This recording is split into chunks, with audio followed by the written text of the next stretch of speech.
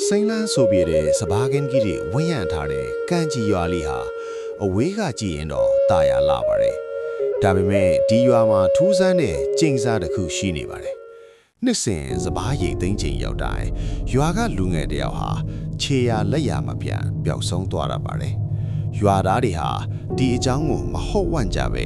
စဘာကင်းတွေထဲမှာတစုံတစ်ခုရှိနေတယ်လို့ယုံကြည်ကြပါတယ်။ပျောက်ဆုံးသွားသူတွေဟာလေဆောင်နှဆိုရဲ့ပူဇော်တကဖြစ်သွားကြရတယ်လို့ဒဏ္ဍာရီတွေကဆိုပါတယ်။ဒီနေ့မှာတော့ရွာရဲ့လူချစ်လူခင်းပေါ်တဲ့လူငယ်လေးအောင်သူတယောက်ပျောက်ဆုံးသွားပြန်ပါတယ်။သူ့ရဲ့ရီးစားဖြစ်သူမေသူဟာဒီအဖြစ်အပျက်ကိုလက်မခံနိုင်ပဲအမှန်တရားကိုရှာဖွေဖို့ဆုံးဖြတ်လိုက်ပါတယ်။ရွာသားတွေကတားဆီးပေမဲ့မေသူဟာညတန်းကောင်ရံမှာအောင်သူပျောက်ဆုံးသွားတဲ့လေကွင်းပြင်စီကိုတယောက်တည်းထွက်လာခဲ့ပါတယ်။လေပြင်းတွေတိုက်ခတ်နေပြီးစဘာခင်းတွေဟာထူးဆန်းတဲ့အတန်တွေနဲ့လှုပ်ရှားနေပါတယ်။မေသူဟာ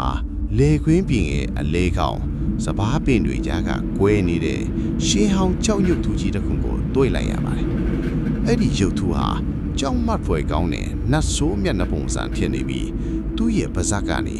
သွေးလိုမျိုးအနီရောင်အရည်တွေစီးကျနေပါတယ်။ရုပ်ထုရဲ့အောက်ခြေမှာတော့ပျောက်ဆုံးသွားတဲ့အောင်သူရဲ့လွယ်အိတ်ကလေးကိုတွေ့လိုက်ရပါတယ်။မေသူဟာအောင်သူအိတ်ကိုကောက်ကင်လိုက်တဲ့အချိန်မှာသူ့နောက်ွယ်ကစဘာပင်တွေကြားကနေရှလွတ်ဆိုတဲ့အတန်းကြီးကိုကြားလိုက်ရပါတော့တယ်။မေသူလဲကြည့်လိုက်တဲ့အခါစဘာပင်တွေကြားကနေမြင့်မားရှည်လျားတဲ့အသားရည်ဖြူဖောက်ဖြူမြော်နဲ့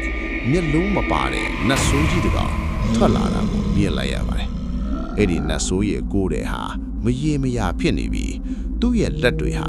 ရှည်လျားတဲ့ဓားမြောင်တွေလိုဖြစ်နေပါတယ်။နတ်ဆိုးကြီးဟာမေသူစီကိုမြန်ဆန်စွာနဲ့ဒိုးဝင်လာပါတယ်။မေသူဟာကြောင်းလန့်တကြားနဲ့ရွာဘက်ကိုအသက်လူးပြီးပြေးခဲ့ရပါတယ်။မေသူဟာရွာထဲကိုရောက်သွားတဲ့အခါ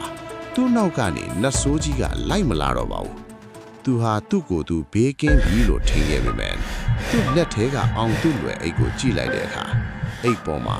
မင်းအလဲဆိုတဲ့သွေးနဲ့ရေးထားတဲ့စာသားကိုတွေ့လိုက်ရပါတယ်။နောက်တနေ့စဘာရိတ်သိမ်းချိန်မှာပျောက်ဆုံးသွားသူဟာမေသူဖြစ်လာတော့မယ်ဆိုတာကိုသိလိုက်ရပြီးဇက်လန်းလီပြီးဆုံးသွားပါတော့တယ်။